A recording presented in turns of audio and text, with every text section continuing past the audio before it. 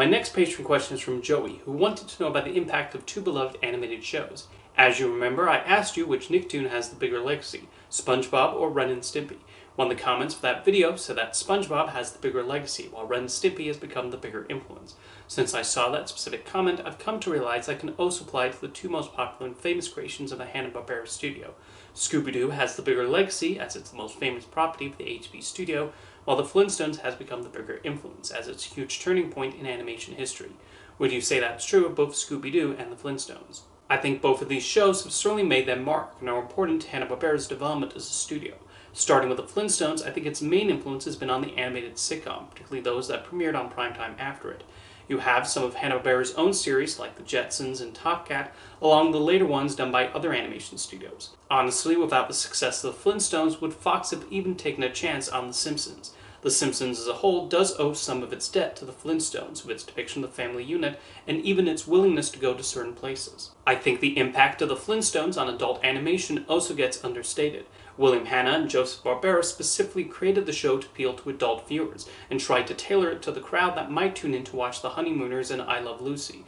This is right down to portraying Fred and Wilma, as well as Barney and Betty, as a genuine married couple getting into shenanigans that maybe the couples on those aforementioned sitcoms might have gotten into too, albeit in the Stone Age. And Fred and Wilma definitely paved the way for Homer and Marge Simpson and Peter and Lois Griffin years later. Even the sponsors were aimed at adults, as the characters originally advertised for Winston cigarettes. I know this is the 60s and it was still commonplace for cartoon characters like them to be smokers, but it's still wild to see that image. The Flintstones is even notable in television history for being the first show to feature an animated couple sharing the same bed. It also became the first animated series to receive a Primetime Emmy Award nomination for Best Comedy Series, a feat only since accomplished by Family Guy, although I think that says more about the Emmys' animation bias than it does the quality of the shows that followed the Flintstones. I think the show is also important to Hanna-Barbera, as it allowed them to do more things afterwards. Could the studio still have been successful with Quick Draw McGraw and Yogi Bear? Possibly, but the Flintstones was something else entirely, and made them the biggest name in television animation for many years. The fact those characters are still beloved among those who saw and remember the show says something, although I don't know if recent generations are as familiar with them. Scooby-Doo will be influential in its own right, although mainly at Hanna-Barbera, but they tried to replicate the success on several other shows which utilize a similar formula. With that said, there is clearly a reason why HB made so many spin-off shows and why Warner Brothers continues to make several movies and series. I think that was in large part due to the pairing of a mystery plot with these four teenagers and this hungry talking dog.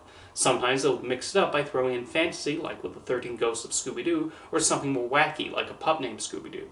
It's also a concept that's easy to convey to the audience, especially with how much the show's scripts repeated things in each episode.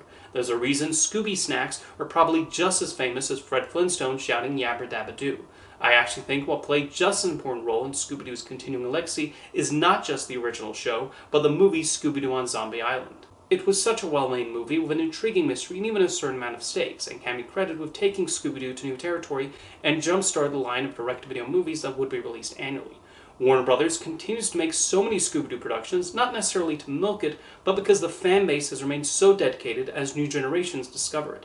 It's a major reason I was so puzzled by Scoob Holiday Haunt being turned into a tax write-off when it was nearly finished. Warner Brothers releases so many Scooby-Doo movies and knows there's a willing audience for them, and yet David Zaslav thought to himself, nobody wants to see this. What's wrong with you?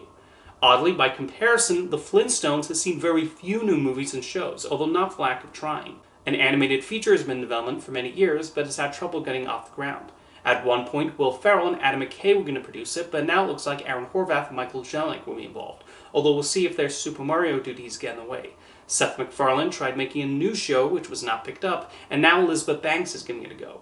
The only new Flintstones productions made over the last 20 years have been a direct-to-video WWE crossover movie and the show Yabba Dabba Dinosaurs. I honestly don't know why the Flintstones is so much harder to make new things with than Scooby-Doo. In any case, I would probably agree with Joey's assessment that Scooby-Doo has the bigger legacy, while the Flintstones is more influential on television animation. But both were certainly important and impactful in their own unique way. Thank you for the question, Joey.